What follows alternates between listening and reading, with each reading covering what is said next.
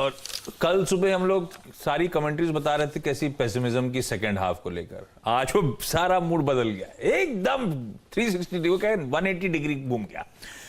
Bank of America latest सर्वे जो आप बता रहे हैं, ठीक है, बाइंग अपॉर्चुनिटी बड़ी बाजार में, जिस तरह का डिटोरिएटिंग इन्वेस्टर सेंटिमेंट, खरीदारी करने के मौके। अच्छा, तीनों एवरेजेस जो यूएस के तीनों मेजर, वो जो आपको स्क्रीन पे डाउ, एसएनपी, नैस्डैक नजर आ रहे हैं, तीनों अपने 50 डे मूविंग एवरेजेस के ऊपर पहली बार अप्रैल के बाद वीरू लगातार आपको डाउ को चार्ट के थ्रू मैप करके हर दिन बताते चले गए। वीरू, बहुत बढ़िया पुल बैक, कल 700 750 पॉइंट की रैली, और उसके ऊपर आज सुबह के फ्यूचर्स और तेजी। एक बार यूएस के फ्यूचर स्क्रीन पर रख दीजिएगा, ऐसा नहीं कल के अच्छे मोमेंटम के बाद ठंडे पड़ेंगे, सिंक करेंगे। अभी तक तो इंडिकेशन है कि 1/4 से आधे % की और मजबूती शायद यूएस में। ये 1/4 से आधा तो मैंने कुछ देर पहले देखी थी, अब तो आधे % के तीनों बेंचमार्क्स ऊपर है। वीरू, कैसा लग रहा है डाउ भाई चार्ट पे अब? जय, देखिए आशीष, कल सुबह भी हमारी कमेंट्री थी जब बात हम कर रहे थे इसी चार्ट को लेकर। मैंने ये कहा था कि जो परसों का करेक्शन था वो करेक्शन नहीं था, वो एग्जैक्टली एक बहुत महत्वपूर्ण जोन को बाइसेक्ट करने में। मैं बार बार कह रहा था कि वो वीकली कैंडल, हालांकि आपकी स्क्रीन पे आशीष डेली चार्ट है, वो वीकली कैंडल आपको हमेशा प्रेशर में रखेगी। लेकिन अगर आप उसमें एक बार एंटर कर गए 31,600 की डायरेक्टरी में, और आपने कल, जरा प्लीज इसको हल्का सा जूम इन करके दिखाइएगा आशीष, कल आपने उस 31,600 की ट्रेजेक्टरी को स्ट्राइक किया। यस, आप बिल्कुल सही कह रहे हैं। यूएस का डाउ का 50 day exponential moving average placed है करीब 61,650 पे, यानी वो जो 31,600 और 31,700 के क्लस्टर को 50 डे एक्सपोनेंशियल मूविंग एवरेज और इस जोन को जो बाइसेक्ट किया है ना आशीष आपने, ये बहुत ही महत्वपूर्ण है। ये आपकी स्क्रीन पे जो चार्ट है आशीष, ये इंडिकेट करता है कि आप उस जोन में एंटर कर गए हैं। और 31,600 के ऊपर अगर आप सस्टेन रहे आशीष, तो बेस्ट अभी और आना बाकी है। बस 31,600 की ट्रैजेक्टरी।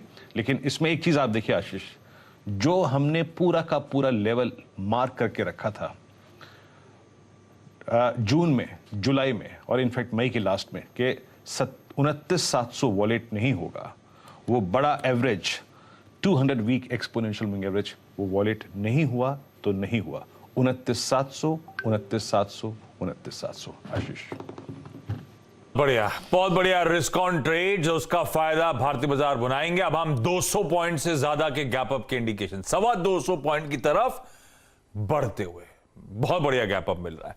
अच्छा, इस बीच क्योंकि ग्लोबल क्यू सम अप करने का समय हो गया है, एक चीज और बता देता हूं। ऋषि सुनाक साहब ने 4th राउंड वोटिंग का जीत लिया है। अब आज फाइनल वोटिंग का राउंड है। ये अगले पीएम बनने की तैयारी कर रहे हैं। पूरी संभावना है ना। और जबकि बोरिस जॉनसन ने कहा था कि इनको नहीं बनने देना, मैं बाकी सबके लिए अप्रूव करता हूँ, मेरे डाउनफॉल के पीछे ये आदमी रिस्पॉन्सिबल है। ये वाला जो वोटिंग है ना, ये उनके जो वर्कर्स होते पार्टी के, उनके बीच में होता है। सबसे इंपॉर्टेंट ये है आज जो होने वाला है, 5वां होने वाला है।